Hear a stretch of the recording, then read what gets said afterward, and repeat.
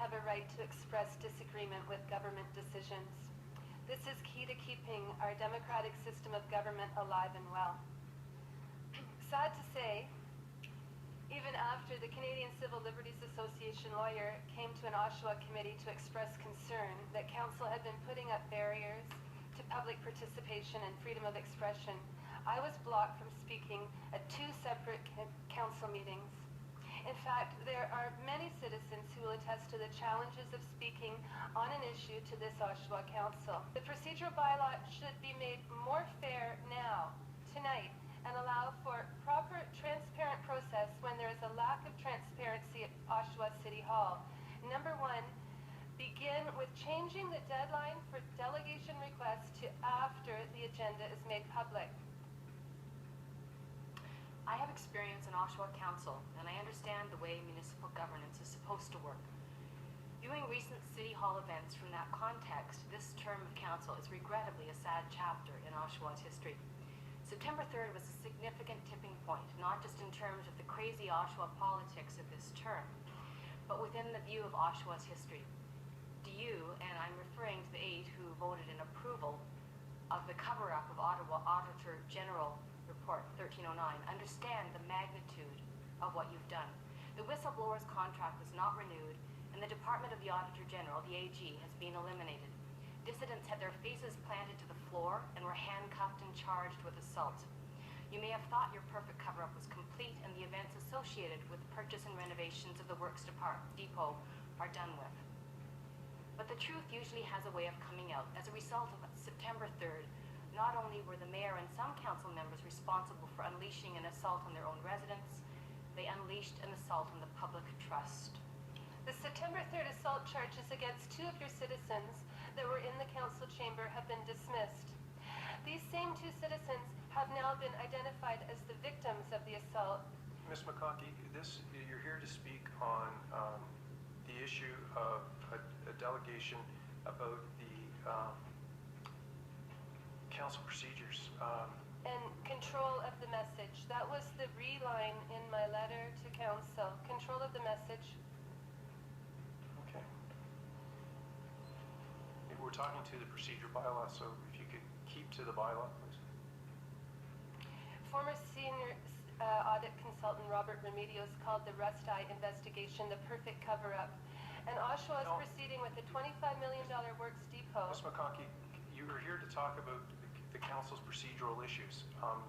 Could you please... Mr. Mayor, procedurally, the problem is the public aren't able to address this council, and that's why these folks are here. Every time we have a meeting, you block people from speaking. You need to speak to... Just let them speak, and you wouldn't have so many problems. You need to speak to the issue... Mayor Henry, if I can answer to that.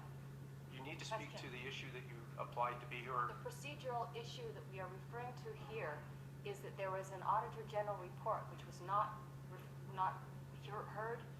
The Auditor General was not allowed to speak. That, to us, is a very big procedural issue. No, that's not... That report was not discussed. No, what you had written in us, council procedural issues. And Mr. Mayor, that is a very big deficit in the council procedure. If you have a report that's not even considered, and you have a motion that's made, issuing an investigation instead of hearing the report, that is procedural. That is a very big gap as far as we're concerned.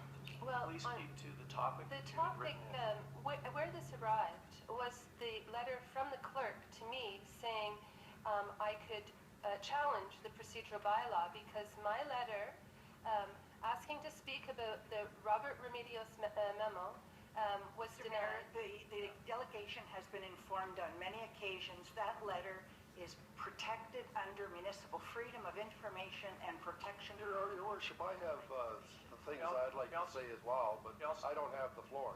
You're right, you don't have the floor. Nor does Councillor Diamond. I put my hand up first. Thank you. The issue is confidential legally for us.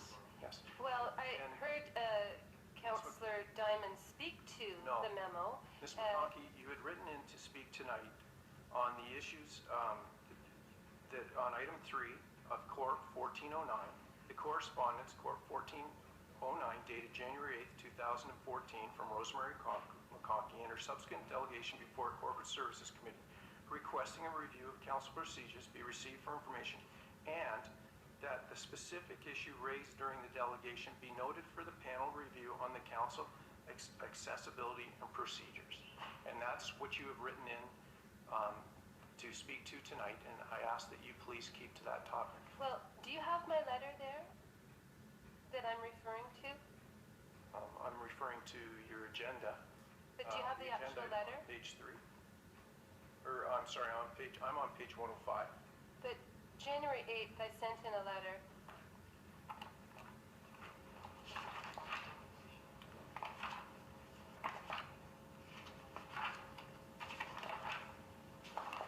Mr. Mayor, the meeting would be done by now if you just allow the public to speak. Just let them speak. No, Councillor Mayor Pietri.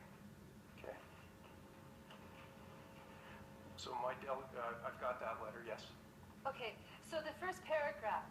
Recently, I attempted to address members of council about 2 separate matters involving the city that were written up in the media. One being related to Robert Remedio's memo describing the George Resti review of Auditor General Ron Foster's report AG 1309. It's in the public realm. Councillor Diamond insists that this is confidential. It's no longer confidential. It is in the public. It was in the newspaper. If you just because it's in the paper doesn't mean it's no longer a confidential document.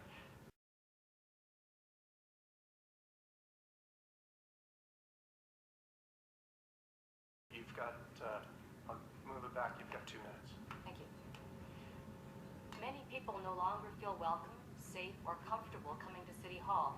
Many have said their entire perspective of City Hall was altered after they viewed the YouTube posts of the events of September the 3rd. In life, eventually people answer for the wrongs they have done. I think most people here know deep down that the way this council eliminated the office of the Auditor General show that the majority of this council has only disdain for the office of a municipal AG. A municipal AG is the taxpayer's best friend at City Hall.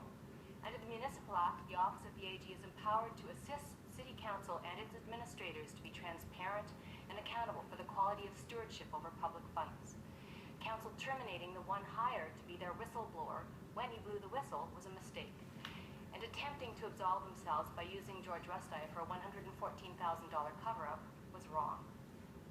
As these issues are connected, when the Auditor General released as AG 1309 about wrongdoings at the highest level of city management, you didn't deflect it. Sorry, you don't deflect and move on. You don't hire a non-independent person to do an independent investigation. You don't try to do a whitewash that prevents scrutiny of council decisions to protect the image of the mayor and members of this council. The right thing to do is to allow the Auditor General to speak to his report. You allow citizens to ask questions and don't block, interrupt, or cut them off from speaking. Residents will continue to ask questions and will continue to show their disapproval of Mayor Henry and some members of this council until the truth is out.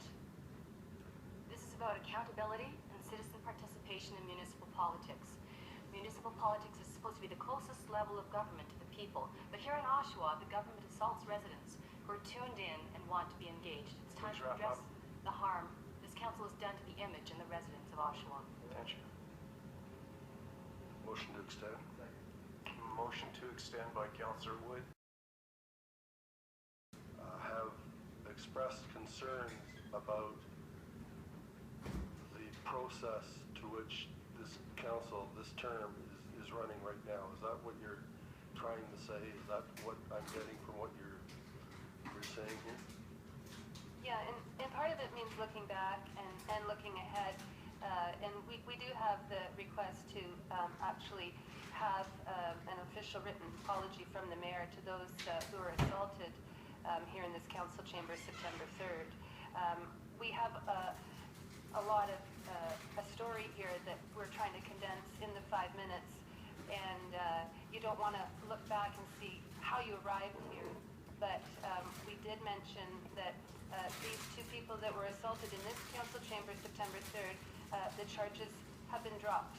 And we have a delegation request, but the reason we put in this control of the message and council procedures delegation was because I've been blocked twice now at 2 different council meetings with the 2/3 vote, and that 2/3 vote that comes up next, with the reception that we've had tonight, I don't feel very positive that it's going to pass. I would hope that it does, because we have, I think, something very important to say to you, and I would hope that you would listen to it.